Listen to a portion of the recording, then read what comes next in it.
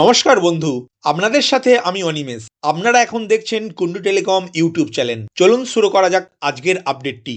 SIR প্রক্রিয়া নিয়ে আজকের আপডেটটি খুবই গুরুত্বপূর্ণ। গত 27 অক্টোবর ভারতের জাতীয় নির্বাচন কমিশন পশ্চিমবঙ্গ সহ আরও 12টি রাজ্য এবং বেশ কিছু কেন্দ্রশাসিত অঞ্চলে ভোটার তালিকার বিশেষ নিবিড় সংশোধন বা এসআইআর প্রক্রিয়া শুরু করার বিজ্ঞপ্তি প্রকাশ করে। সেই অনুযায়ী ওই 12টি রাজ্য এবং কেন্দ্রশাসিত অঞ্চলে গত 4 নভেম্বর থেকে 4 ডিসেম্বর পর্যন্ত ইনিউমারেশন ফর্ম ফিল আপ প্রক্রিয়া চলেছে। যদিও কমিশন ফর্ম জমা করার শেষ তারিখ পরিবর্তন করে 11 ডিসেম্বর করেছে।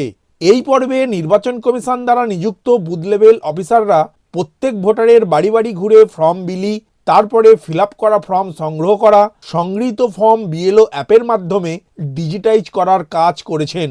এই প্রসঙ্গেই উল্লেখ্য, ইনিউমারেশন ফর্ম দুইভাবে ফিল আপ করে ভোটাররা জমা করেছেন নিজ নিজ বিএলওর কাছে। যেসব ভোটারের নাম 2002 এসআইআর ভোটার তালিকায় ছিল তারা নিজেদের তথ্য লিখে ইনিউমারেশন ফর্ম পূরণ করে জমা করেছেন।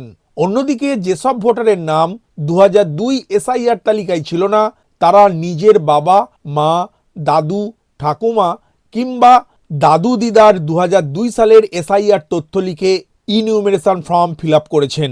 এই প্রসঙ্গেই উল্লেখ্য, যেসব ভোটার নিজের 2002 সালের এসআইআর তথ্য লিখে ফর্ম পূরণ করে জমা করেছেন তাদের নাম অটোমেটিক্যালি এসআইআর 2026-এর খসড়া ভোটার তালিকায় উঠে যাবে। অন্যদিকে যেসব ভোটার এসআইআর 2002 সালের আত্মীয়ের তথ্য লিখে ফর্ম জমা করেছেন তাদের নাম এসআইআর 2026-এর খসড়া ভোটার তালিকায় উঠলেও তাদেরকে শুনানির জন্য তলব করতে পারবে নির্বাচন কমিশন। এখন এসআইআর প্রক্রিয়ায় খসড়া ভোটার তালিকা প্রকাশ হবে আগামী 16 ডিসেম্বর এবং সেই দিন থেকেই যাচাই এবং শুনানি পর্ব শুরু হতে চলেছে। আর এই আবহে নির্বাচন কমিশন স্পষ্ট জানিয়েছে শুধুমাত্র জেলা শাসকের দপ্তরেই হবে যাচাই ও শুনানি পর্ব। এরই সঙ্গে নির্দেশ দেওয়া হয়েছে এই শুনানি পর্বের ওয়েবকাস্টিং এবং ভিডিও রেকর্ডিং করতে হবে এবং চূড়ান্ত ভোটার তালিকা প্রকাশ করা পর্যন্ত সেই সব ভিডিও সংরক্ষণ করে রাখতে হবে। রিপোর্ট অনুযায়ী বাংলায় ভোটার তালিকার স্পেশাল ইন্টেন্সিভ রিভিশন বা এসআইআর এর আবহে এখনো পর্যন্ত বাদ যেতে পারেন 57 লাখেরও বেশি ভোটারের নাম। মঙ্গলবার পর্যন্ত এই তথ্যই জানা গিয়েছে নির্বাচন কমিশনের তরফ থেকে। যত দিন যাচ্ছে ততই এই সংখ্যাটা লাফিয়ে লাফিয়ে বাড়ছে।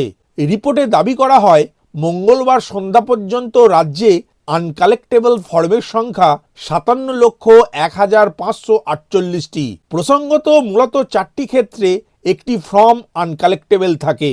প্রথমত, যদি কোনো ভোটারের মৃত্যু হয়ে থাকে। দ্বিতীয়ত, যদি কোনো ভোটারের 2 জায়গায় ভোটার কার্ড থাকে। তৃতীয়ত, যদি কোনো ভোটার নিখোঁজ থাকেন। চতুর্থত, যদি কোনো ভোটার পাকাপাকিভাবে অন্যত্র স্থানান্তরিত হয়ে যান। এখনো পর্যন্ত আনকালেক্টেবল ফর্মের তথ্য থেকে জানা গিয়েছে মৃত ভোটারের সংখ্যা 24,08,574। অন্যদিকে স্থানান্তরিত ভোটারের সংখ্যা 19,80,393। নিখোঁজ ভোটারের সংখ্যা 11,27,643। ডুপ্লিকেট ভোটারের সংখ্যা 1,34,232টি এবং অন্যান্য ক্ষেত্রে আনকালেক্টেবল ফর্মের সংখ্যা 50,706টি।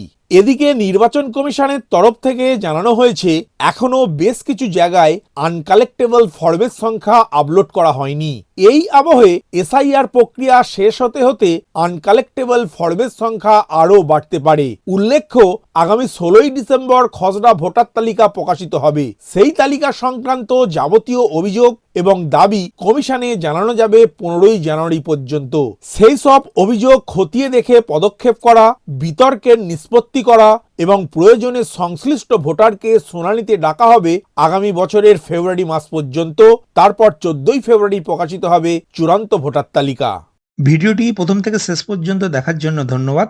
এই ইনফরমেটিভ আজকের আপডেটটি আপনার বন্ধু ও পরিচিতদের জানাতে বেশি বেশি করে শেয়ার করবেন আর অবশ্যই কমেন্ট করবেন ভিডিও সম্বন্ধে আপনার কোনো ডাউট বা জিজ্ঞাসা থাকলে এবং আপনার কোনো মতামত জানাবেন। ভালো থাকবেন, সুস্থ থাকবেন।